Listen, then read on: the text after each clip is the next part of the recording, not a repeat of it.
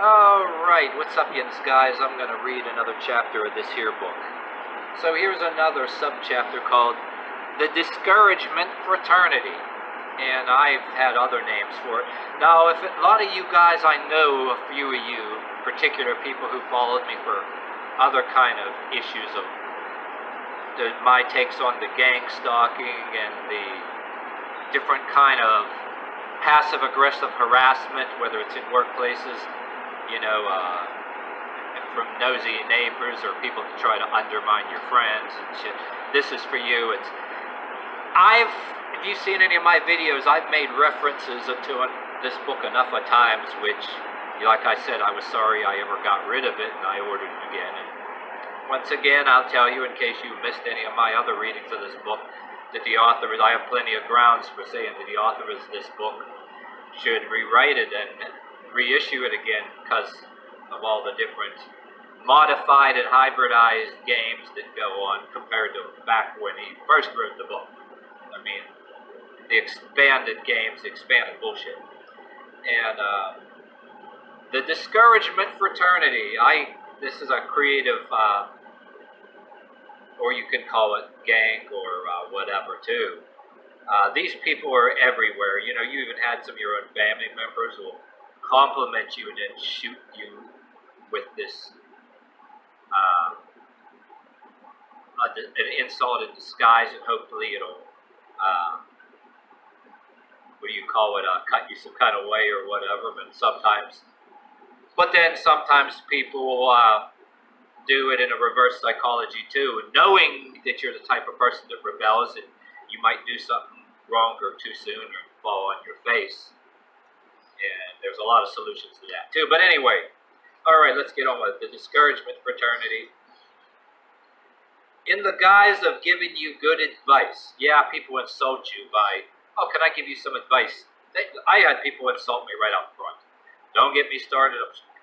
I could get started, but I want to read the rest of this paragraph. Oh, yeah. You know those kind of people. They do it right off the bat. You guys can love me. Alright, in the guise of giving you good advice, there are those who discourage you from doing anything, because the advice may come from your family or loved ones or an expert or in the field or a professional such as a lawyer, accountant, or consultant, implication that they are advising you of out of love and concern for you or knowledge. Oh, there's people, you could be a grown person too, you might get hurt doing that, or you need to be qualified, or saying it's weird or crazy, things that other people empower themselves. I talked about that before. There's different manifestos out there, even, physically bettering yourself. There's a new taboo, new moral, ethical code, how you carry yourself, dress. Even, if you decide to look too strong or confident or something, but that's on with the book, okay. In reality, giving advice may be motivated out of fear, insecurity, or sheer malevolence. Well, they talk about that. There's these YouTube videos all over the place I've seen about narcissistic family members. And, narcissistics are very, very jealous and vindictive. Shit, I could go on about that. Yeah, motivated out of fear, but your parents and spouses in fearing for you may be really fearing for themselves. I mean, alright, I'll say a small thing on it. I make whole videos about it, but there was times, I know some of us that, there may be some of us that have friends out there that, unlike normal family members, I said before, you got two different kind of parents or family members. One say, oh, you're old enough to get the fuck out, then ones that don't want you to get the fuck out, want to own you and control you. And now I won't go on and on too much of it, but I had an experience, I said in the video a long time ago, to try to undermine you when you established your first apartment. They're bringing stuff over to help you, gifts and all that, and then being ignorant to the neighbors to try to get people mad at you, so you might get kicked out or the neighborhood will hate you. And I even had things where since you've got family members that acted out a certain kind of way, you're taking their word for it. I even was told by other people that a couple like us that, you got parents that are good in a lot of ways, but then they get real pissed off. They'll act nice and do shit behind your back, but sarcastically threaten you to your face. But take my word for it, I had it where somebody told me when I had my first place or whatever, they got mad, all their kind of bullshit that got back to me that I heard they were doing and saying didn't work. Even try to make phone calls because they're living back in the days where you could get somebody 302'd and arrested a lot more easier. Family members out of concern. You leave the house, they're making these calls, they're trying to say that there's something wrong somewhere, you might be this or that, and you had people tell you're taking their word for it, it can be rumors, but they be, but because you know things about their character before, that might be true. Somebody tells you, oh, well, they're making calls, act like they're trying to get you 302. Yeah, you're a grown-ass person, you left the house, and you wouldn't take their bullshit, and maybe expected you to be living there forever or whatever situation, But I had friends that that happened to, and I take their words for it, and there's all this Dr. Phil shit, these talk show shit, that weird shit on all kind of stuff. But anyway, on with the book.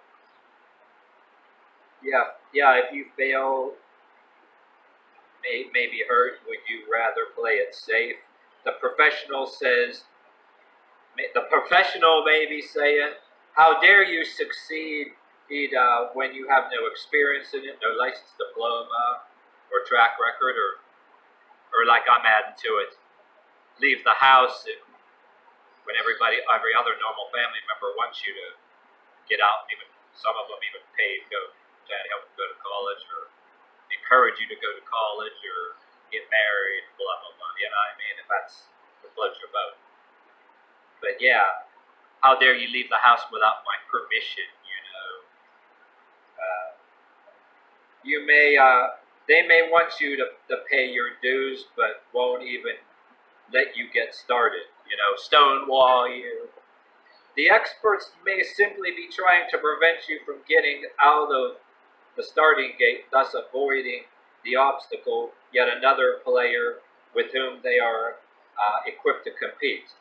Well, geez, I worked in a factory, like, people playing these games, trying to get people fired, get them bumped off so they can get their relative in, making lies about your character, trying to do stupid shit like they figure everybody has a trigger, trying to, bullshit games. I don't want to go on and on without finishing the paragraph of this book, but looking for trigger words.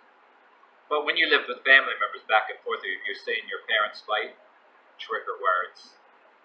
And some of them, co-workers or family members, they figure just because they got trigger words and they get triggered, they want to get you triggered, and they people playing games to get people fired, making up lies, trying to set you up, figure you'll react and get triggered the way they want you to, so that you can be the crazy person in front of everybody else. But some of us are smarter than that.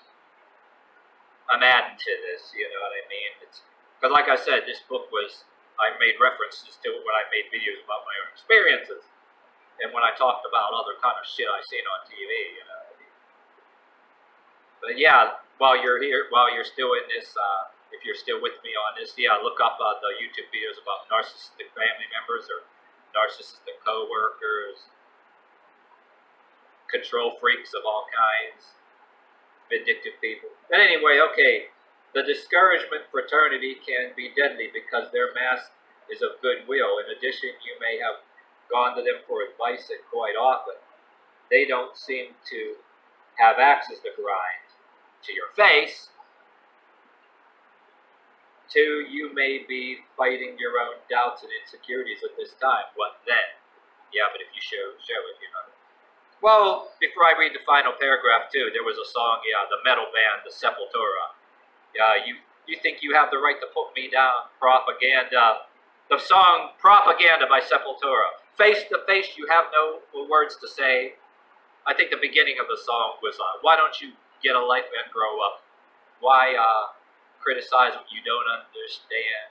You think you have the right to put me down face to face. You got no words to say. Reminds me of that. But anyway, the last paragraph, the counterable, like in the other chapters I read in other areas. Counterable, whether this is a decision as to which line of work you go into, how you handle specific financial problem, or much knowledge as possible in your own. So you will have some basic references of your ultimate decision. The second step is to consider the source or advice you are getting. In other words, try to determine the true intention of the giver as well as the quality of the advice. I mean, I humor people like humor them and see what kind of bullshit that they're going to try to try to put things in your head and think you're going to go do it too. People do that. You may also be a little cynical. No one is really interested in helping you, as many will go out of their way to harm you. You don't want to say everybody's out to get you too, but you got to question people's intentions, too. Or don't be an idiot and believe every single thing people says, or watch. And another thing, like in workplaces too, people will say shit. I said this before in videos. People will say some really out there shit about somebody else, and it's a trap. They think you're going to go repeating it. And they already have it set up. They already will say to some other person, before they said this to you, they'll say, oh, so-and-so said this. But meanwhile, they're telling you shit, trying to set you up, so you'll go repeating it, right? And meanwhile, you'll even catch them. They're saying, that's bullshit too. That's part of it. There's a whole science of this shit. On the other hand, none of these people owe you anything. Therefore, plus you don't owe them anything either. Therefore, you must discover for yourself if it would or would not happen. You must do it yourself, or it might not get done. Sometimes if you don't see to it that something's done right there, see it with your own eyes. Don't trust anything. Well, nowadays with our cameras and all that, you almost want to take a picture of something with a timestamp on the camera, so nobody can turn around and do something else to whatever product in a workplace. Timestamp, just so nobody can pull some bullshit. I heard a radio documentary one time. Workplace. Work-related sabotage, dovetails into that. But anyway, anyway, to finish this off, the third step is to combine all your advice that you've been given with the knowledge you've come up with and take a consensus. That is, see where the advice coverages or diverges most.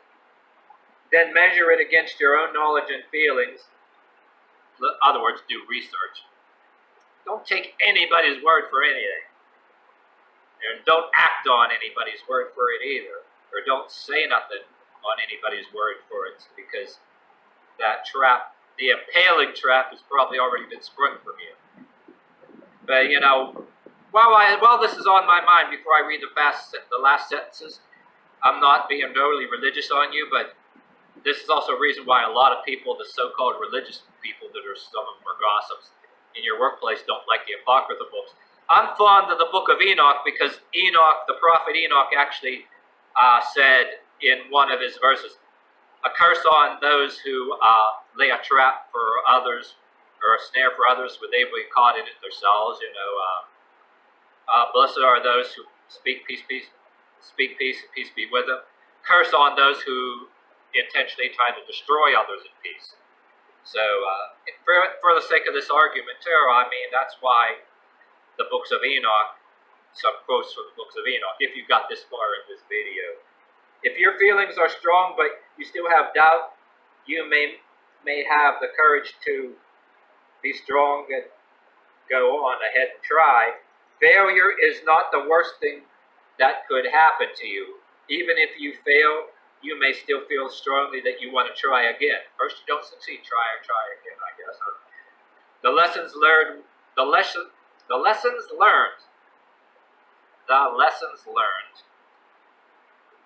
will hold you good instead. So there's a lot like going on with this. I mean, this chapter means to me is